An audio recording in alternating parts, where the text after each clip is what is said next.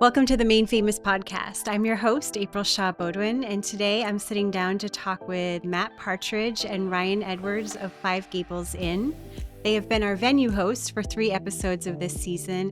They are situated here on the bay in East Boothbay in an absolutely gorgeous property, which you are going to want to book right away. I'm excited to share this conversation with you, and we'll jump into it in just a moment. But first, a message from our sponsor. Hi, I'm Simon Griffiths, President and CEO of Camden National Bank. Camden National Bank is celebrating 150 years of standing beside the people, businesses, and communities that make Maine and New Hampshire home. And at the heart of it all is you. Every step of the way has been made possible because of your support. Even as we've grown, one thing has remained: our deep commitment to the communities we serve. We're not just here to offer financial guidance.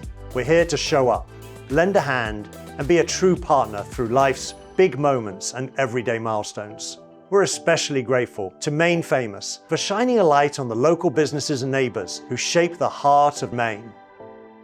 Thanks for being part of our story. Well, thank you for being on the show, guys. Thank you so much. Welcome. We are at Five Gables Inn. We've been recording 3 episodes here. So thank you so much for being our venue host for the podcast this season. Glad to have you. And I want to start with your origin story. So Matt, for people who are just listening, we're going to talk to Matt Partridge first. How did you get here today? How did you arrive in Boothbay? You're not a Mainer. Is that correct? Not a Mainer. I'm a Massachusettsian, however you would say that.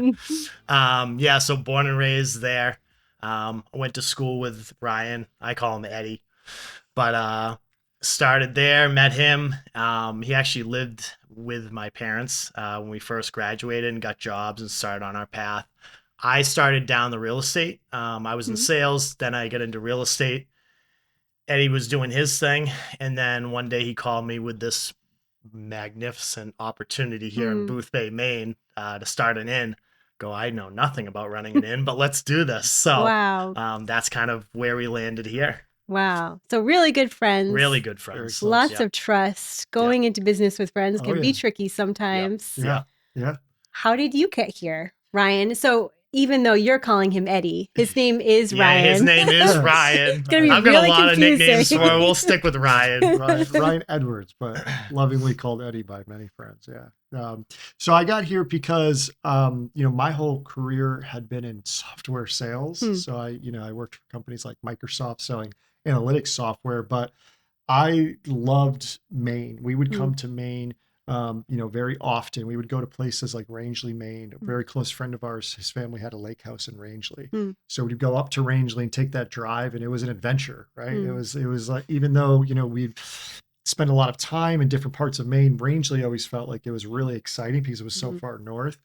But, throughout my career, I had a real passion for real estate as well. And that led me to evaluating opportunities in hospitality.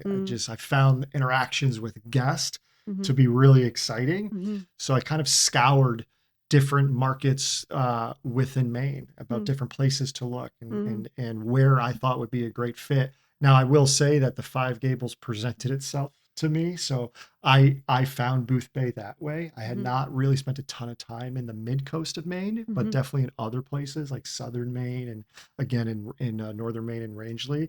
And I really fell in love with it the first time I came. And I, kind of saw what the guest experienced here. And I thought it'd be a great way to try to leave my own, kind of imprint on it and take a slightly different approach, but still serve the guest. And I wanted to bring along a really, really close friend to kind of help in the journey. So that's what led me here. Okay.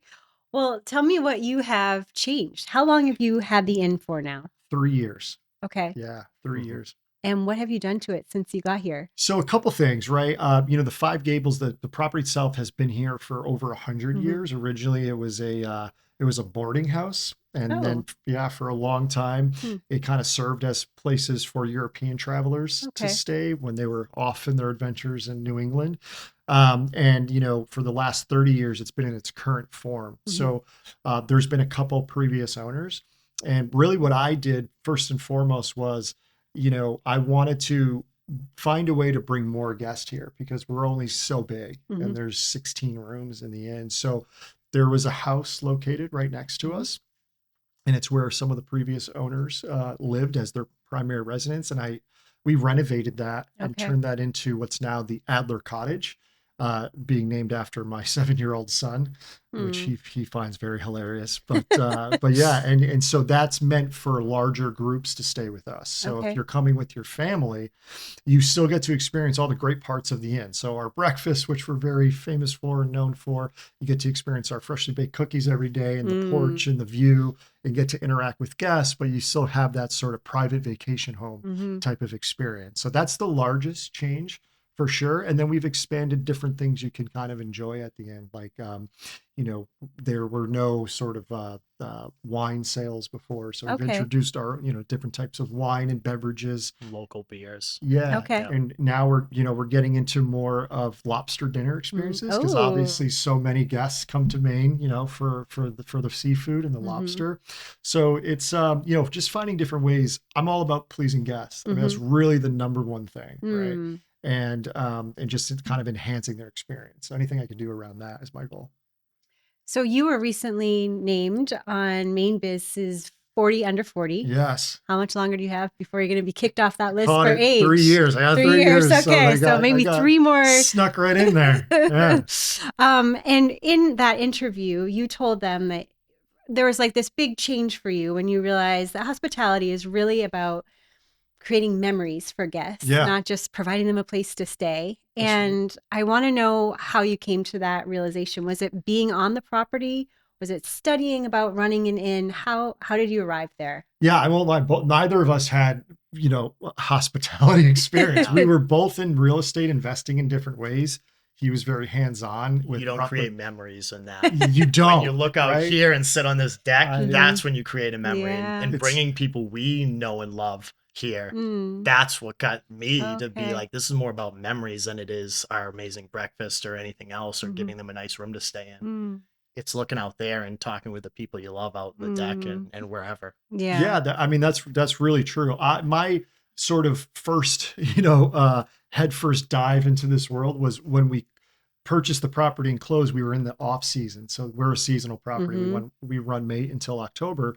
And so when we bought the property was closed. So there was no sort of getting to learn by doing. But the first experience I had is when we switched our phones to our current ownership in our system. I started answering phone calls. And the first guy who called to make a reservation that I answered the phone, he had been coming here for 30 years. Wow. And he educated me on what I needed to do. And he told me very bluntly, if I didn't do these things, he would not be coming back. So I'm glad that I had that opportunity to hear it firsthand from a customer. Like, what better, sort of like customer, guest sort of feedback can you have than that?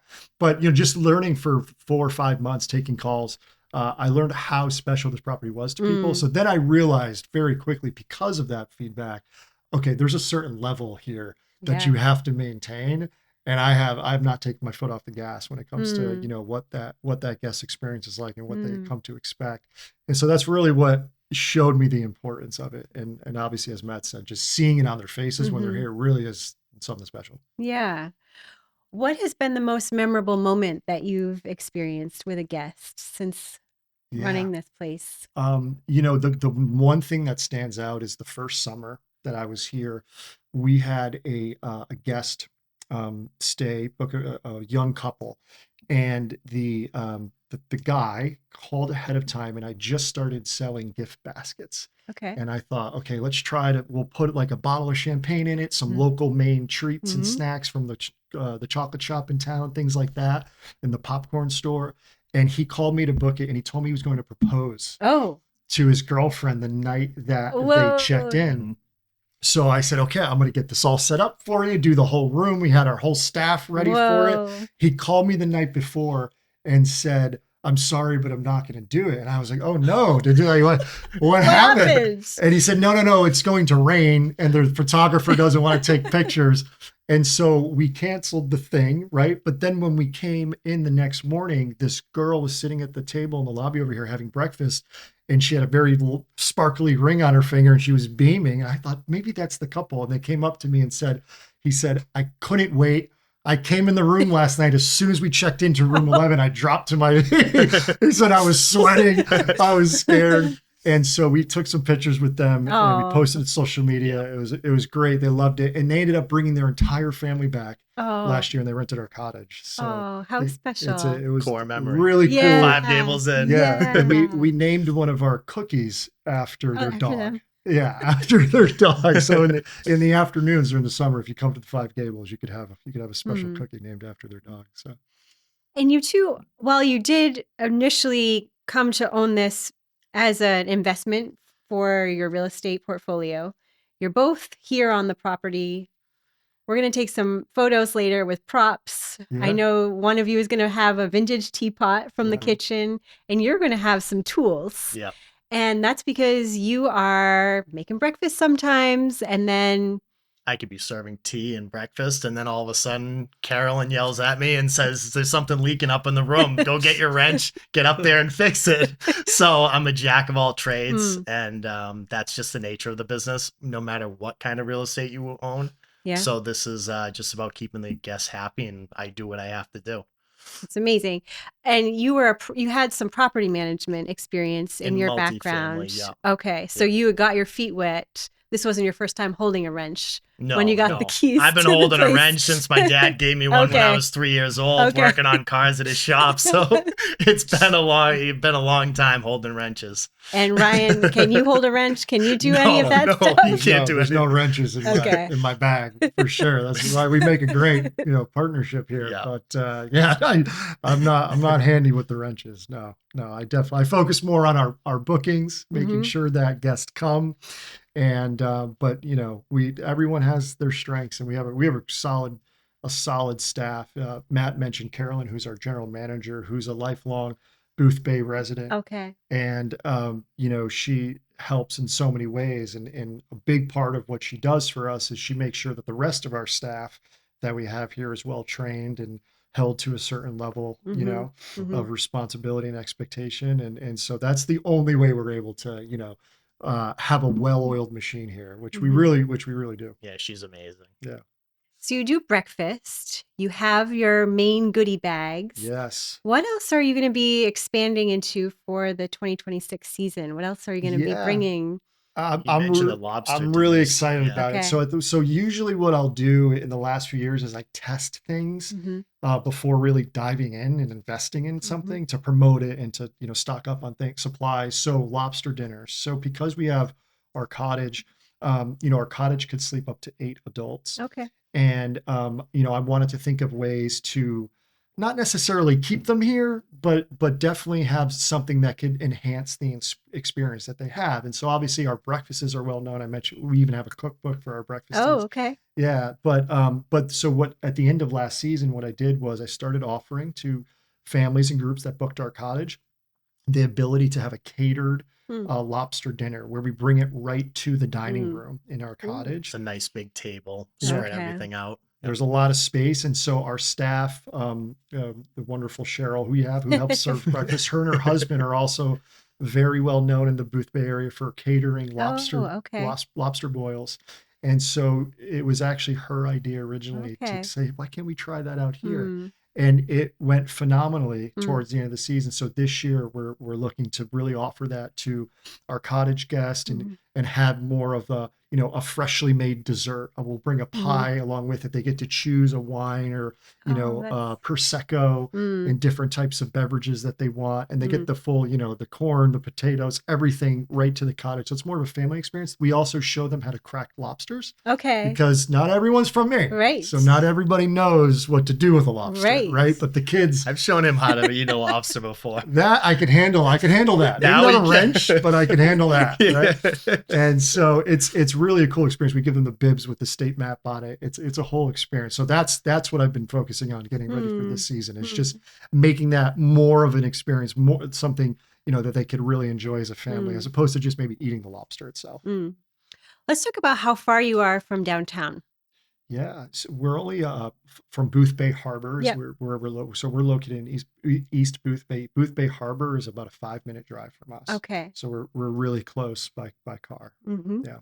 And as a an inn owner, as you've come into this community and you've hired within this community, which I think is really special and important. I know that in your article with Maine Biz, you said that Maine needs to grow tourism while protecting small town character.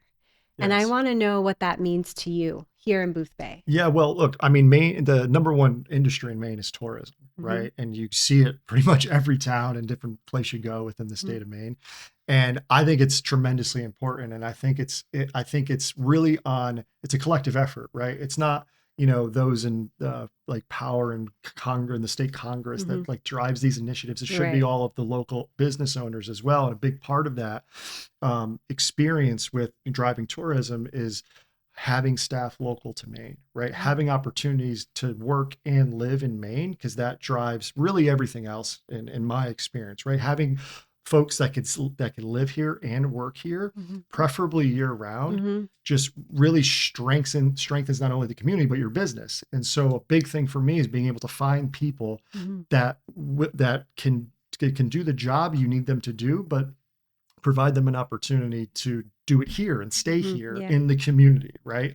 And so, I mean, look, we're small, we're not the biggest hotel in the world, but every opportunity that I have to be able to hire someone, and, we even have staff housing if that's needed for people, but at least pay them, a wage where they could support themselves to live here throughout the year is really important.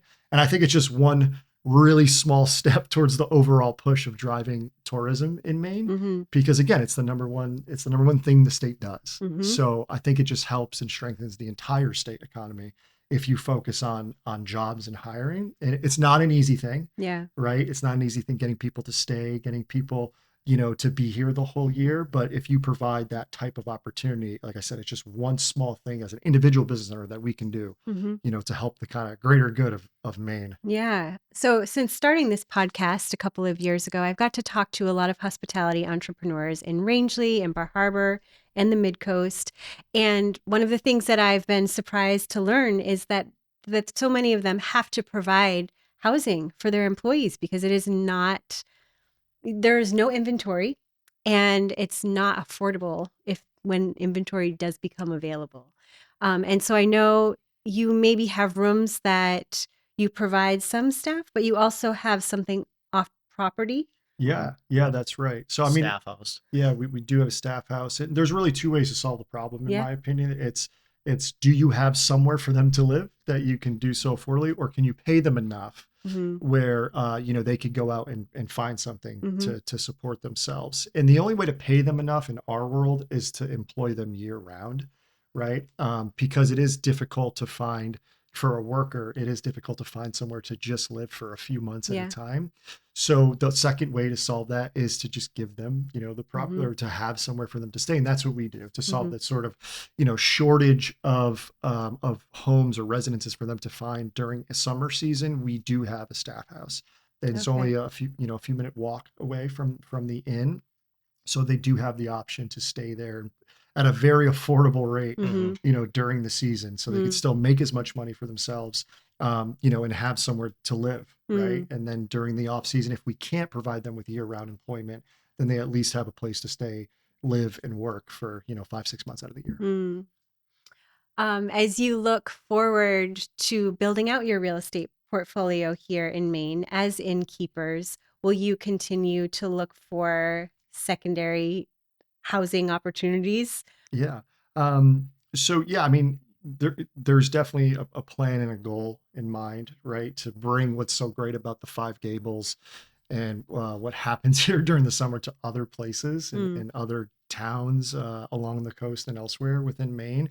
And I think an important piece of that is obviously employment, right? As we've talked about. And so having any sort of housing available, whether they be unoccupied units within the property itself, or secondary housing where we purchase another property, piece of real estate where they could stay. It's a package deal. You almost have to have that. Thankfully, there are a lot of properties that are being sold that do have some sort of attached real estate where you could either use it to expand, the units so for more guests to come, or you could kind of repurpose it for an employment. And that's kind of the template. It works. It's been working for innkeepers. So why wouldn't it? It's a win-win for the employees and the employer. Yep. Because now the employees have somewhere affordable they can work Mm-hmm. and live, and they don't have to worry about that. They can just worry about providing a great experience at the end. I mean, I think my goal personally with expanding is obviously, I have a goal in mind with expanding and kind of bringing this type of experience at different places, but also the more we expand, the more I could hire people full time, like year round, even if they don't work during some of those winter months. Yeah. It's really important, but it's tough to do with one property. So the larger we are, we can employ more of the More year Carolines. round. Yeah. More Carolines, more general managers, more full-time staff, so they don't have to worry about it. That's really important because the stress on an employee to try to find 2 different jobs or 3 different jobs through a 12-month stretch is immense, right? It's a big burden. It's a large burden for them. So, that's another way, as I mentioned, to solve the housing problem is just to pay them a livable wage throughout the whole year. And then those, their opportunities to find places to live widens and becomes larger. So. Are there any towns in particular? I mean, you talked a lot about Rangeley at the beginning of this episode. Are you looking in Rangeley for a property like this? I go where, if it works, it works. It's got to be a deal, right? I mean, that's the big thing. But also the thing is too, being on the coast, it's so beautiful. Yeah. That's where people tend to, attract themselves is to the coast. Why not? In the summertime, it's beautiful. So I think that might be somewhat of a focus, but Rangeley's also beautiful too. Yeah. There's a few criteria, I guess, that I've written down, right? For like places that the Five Gables would fit into. And it has to be a market where people come, right? I mean, there does have to be some sort of draw and appeal. I would rather focus on building such a great experience and separating ourselves and differentiating ourselves within a crowded market than going somewhere where there's nobody already and having to bring them there would be much harder. And the great thing about Maine is it has so many of those places. So that checks off criteria 1. And then the second one is the individual property itself, right? Does it have an opportunity for us to leave an imprint on, to put our own imprint on it? That's important because there's a lot of really nice properties out there that might be even for sale. The folks are retiring that run it, but it's already perfect in so many ways. So I'm not sure that we could add anything ourselves to it. And then the third thing is just financially, is it a deal, right? Yeah. And so that's the third thing is often the hardest. Yeah. But there's we're actively looking. So anyone retiring, it's listening to this podcast. Please call us. Come stop at the 5 Gables, see what we're doing. We'll give you a free room. Let's talk. Maybe there's an opportunity out there. What would be your ideal way to leave your imprint? So that was something that came up for me while you were talking. Yeah. So a big part of that, not only is how we treat guests and what we do with guests, but it's also what we do within Boothbay. So what I noticed through coming here is that in Boothbay, there's a huge pride, and I'm sure it's the same with many other towns in Maine, but I've noticed it here firsthand. There's a huge pride in just the community, right? The town itself. It is a small town. It balloons during the summer, right? Obviously a lot of tourism, which is great, but there's an immense pride here that is really driven by the Chamber of Commerce. They do a great job of connecting a lot of business owners, local leaders, and also just guests that come, like tourists. And so they made it very clear to me that it's important that you are active within the community. So for example, with our cookbook, we started doing this a little last year where every cookbook we sell will donate proceeds to different charities around. And so now this off season, what I've been thinking of, well, how do we do that meaningfully instead of just randomly, choosing? And can we expand beyond the cookbook, right? We do sell a great amount of our cookbooks, but there's other things we could do to help sort of invest in the community. And so that is important for an imprint, just so we know our guests love us, which is fantastic for us, right? We have great relationships with our repeat guests, but we also want great relationships with the rest of the town. And it's a harbor town, and we're not necessarily right in the middle of the harbor. So we've got to put a little extra effort in to making sure that they're aware, where we are, who we are, what we do, and really what we believe in. So that's a big part of the imprint. Let's talk a little bit more about Boothbay and the way that you have connected with other business owners here, either by sending your guests to them or by patroning them yourself. Do you have? I know that whenever I come up here and spend time up here, I make it a point. I don't go to Dunkin' Donuts. I don't do anything. I go to all the local places because I want people to come to our local inn, and not to go to any of the chains. So when I go there, I like to talk to people, Mhm. find out what's going on. I've had times where I've sat at ports of Italy for hours on end, but we're sitting there, I'm not just eating and drinking. I am talking to people and learning things, and they're learning about us. Some people didn't know that there were new owners at Five Gables Inn, and that we serve an amazing breakfast and this and that. So, I mean, every time I come up here, I make it a point to go to a local business somewhere, whether it be a hardware store or all your tools, or an Italian restaurant or anything in between. I mean, or just a little gift shop. Just getting to know it, then you can relay that to the guests as well. So there's another added benefit. Yeah. Just tying in those roots is very important. Yeah, I mean, there's a lot of opportunities, and it's one of those things where you need to apply some creative thinking to it, right? Like you can't just, assume it's going to happen.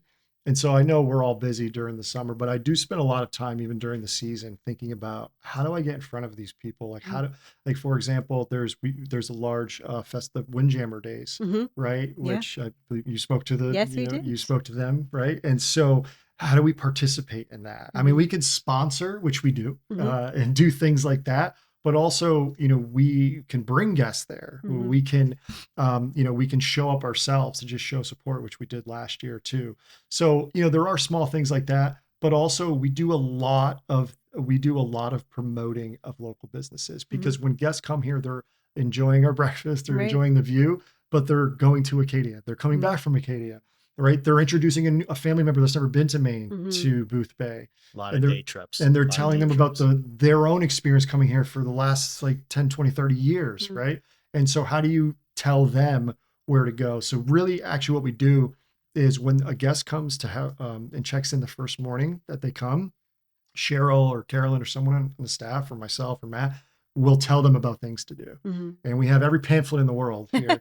And so we will make sure they know what to do and, the experiences that we like. And I think it's just, it's a small thing, but doing it repeatedly and like working it into a process actually that goes a long way. Helps. Yeah. A lot of people that listen to the Maine Famous podcast are aspiring business owners, aspiring innkeepers. Yeah.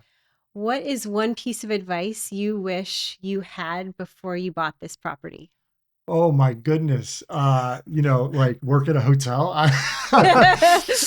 There is, I mentioned earlier that I answered the phones, right, for a few months. So I think preparing myself more for that probably would have been the smart idea, right? I mean, I thankfully have learned all of our great tools we use for reservations and things like that. But that's the easy part. I mean, understanding the issues or predicting issues that might come about to be proactive is a piece of advice. So for example, it's actually valuable to write a list down of everything possible you think could go wrong, because it's probably going to go wrong. I mean, our propane tank ran out during a day where we were fully occupied last summer during breakfast. So we had no hot water, we had no propane, we couldn't cook anything.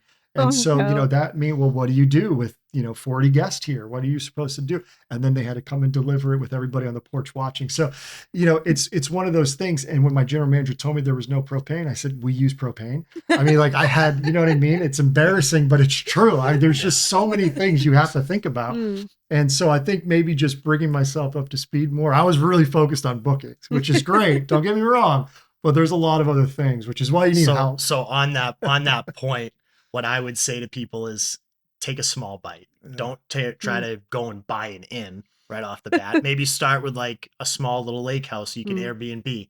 Figure out what works with guest relations and start getting their bookings and doing it like that, and then scale up. Maybe you get a couple more Airbnbs. Then you have enough money maybe to go and find a small inn and go down that road, and then just slowly climb.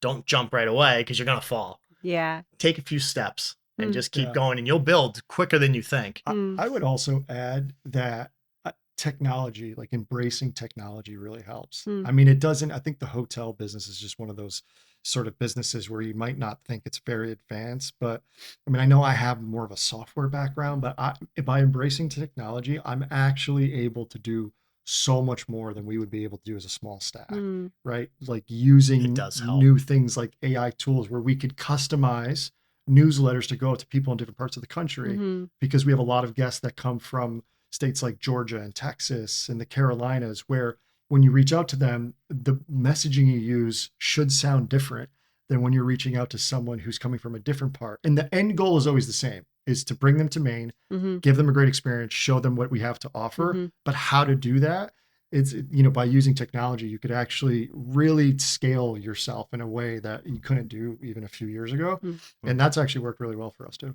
Thank you so much both for being on the show. Thank you. Hey, thank you. We are going to get into the lightning round questions, which is always my favorite part. Let's But first, a word from our sponsor. Samples Shipyard in Boothbay Harbor is one of Maine's most iconic working waterfronts. They handle wooden boat restoration, modern yacht service, and everything in between. It's a place built on generations of craftsmanship. Contact them now about moorings, dockage, service, and storage. Taking care of your home just got easier. Porch Roofing is a full-service exterior company, providing roofing, gutters, exterior services, and a full repair division, all with one trusted team. Visit horchroofing.com or call 207-250-5529. Come walk the wharf at Lyman Morris. Grab a coffee at Vacation Land, pick up a board from Camden Charcuterie, sip a cocktail at Blue Baron, and then head upstairs to Salt Wharf for dinner. And don't rush off. Stay for the sunset. It's the sunny side of Camden Harbor. And we're back. Are you guys ready? I'm ready. I think so. All right. For you, 40 under 40, pressure or momentum? Momentum. All right, Matt, number 2, what makes a great innkeeper? Persistence. Number 3, hospitality is about memories. What's one memory you're proud you created? Personally, I'll say my son, Adler. We named the cottage after him. And when guests call and they say they're calling to book a stay at the Adler cottage, he laughs like there's no tomorrow. He tells guests while he's here that they're staying in his house. And it's just, it's just something that you can't replicate that. Right. So I think that's really special just for me personally. Number 4, one small touch that makes a stay unforgettable. The conversations with the guests. I think for both them and us, the hundreds of conversations I've had in front of this fire, out on the deck or wherever, it makes memories. Number 5, most underrated season in Boothbay. Well, Fall. yeah, I'd say fall. Foliage. That's my choice. Yeah, Foliage, right? Yeah. I mean, there's obviously summer's the main season, but if not there's the hustle and bustle of the Yeah. summer. If there's we actually do a lot. We have a lot of guests that go to the botanical gardens and their gardens aglow. Beautiful. And that, it starts towards the end of the year. So you have foliage, and then right after that, you have that light festival at the gardens going into the winter. So both of those are definitely more on the underrated side. I agree. Number 6, I'm going to have Matt answer it. Are you building a lifestyle or a legacy? Legacy.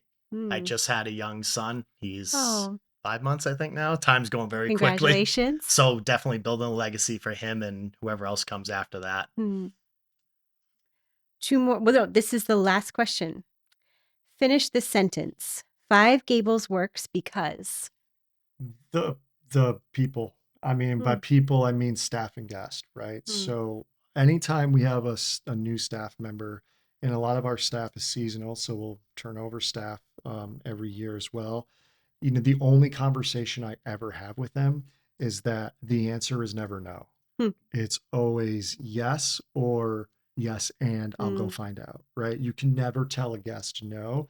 And the only way that could happen is if you have the right staff. So I think the guest experience starts with who works here and the people here, and you've got to love it. I mean, you've got to be able to walk in here and tell a story or, have a conversation. So the people, particularly the staff, and, that really runs the whole thing, the whole show. 100%.